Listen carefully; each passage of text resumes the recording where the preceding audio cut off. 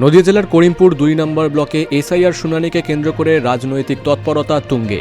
সাধারণ মানুষকে প্রশাসনিক কাজে সাহায্য করতে করিমপুর ২ নম্বর পঞ্চায়েত সমিতির অফিসের বাইরে বিশেষ সহায়তা কেন্দ্র খুলল ভারতীয় জনতা পার্টি। শুক্রবার এই সহায়তা কেন্দ্রে উপস্থিত হয়ে মানুষের পাশে দাঁড়ানোর আশ্বাস দিলেন করিমপুর ২ নম্বর মণ্ডল সভাপতি নরোত্তম মণ্ডল। বিজেপি নেতৃত্বের দাবি, রাজ্য জুড়ে চলা এই এসআইআর শুনানি নিয়ে সাধারণ মানুষের মধ্যে বিভ্রান্তি ছড়ানো হচ্ছে।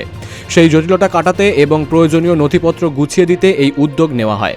এদিন নরোত্তম মণ্ডল সরাসরি তৃণমূল কংগ্রেসকে আক্রমণ করে বলেন, নির্বাচন কমিশনার যে হিয়ারিংয়ের জন্য সব ডেকেছিল সাধারণ মানুষকে, তো তাদের হিয়ারিং হচ্ছে আমাদের এই ব্লক অফিসে, এবং আমাদের ভারতীয় জনতা পার্টির তরফ থেকে আমাদের মেম্বার, উপপ্রধান থেকে শুরু করে সমস্ত কার্যকর্তাই সাধারণ মানুষকে হেল্প করছে এবং সহযোগিতা করছে, যাতে সঠিক ডকুমেন্টস যাতে দিয়ে তাদের ভোটের নামটা যাতে থাকে, তার জন্যে ভারতীয় জনতা পার্টি আমাদের এই ক্যাম্প করেছে এবং ভেতরে আমাদের কর্মীরা কাজ করছে, সাধারণ মানুষের সাহায্য করছে।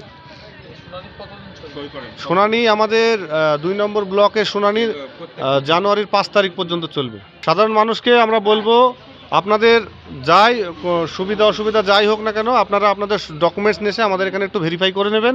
আমরা ডকুমেন্টসকে সুন্দর করে সাজিয়ে স্ট্যাপলার করে যে ডকুমেন্টসগুলো লাগবে সেই বৈধ কাগজগুলো অ্যাটাচ করে আমরা ভেতরে পাঠিয়ে দিব, যাতে ওখানে শুনানির ক্ষেত্রে সুবিধা হবে।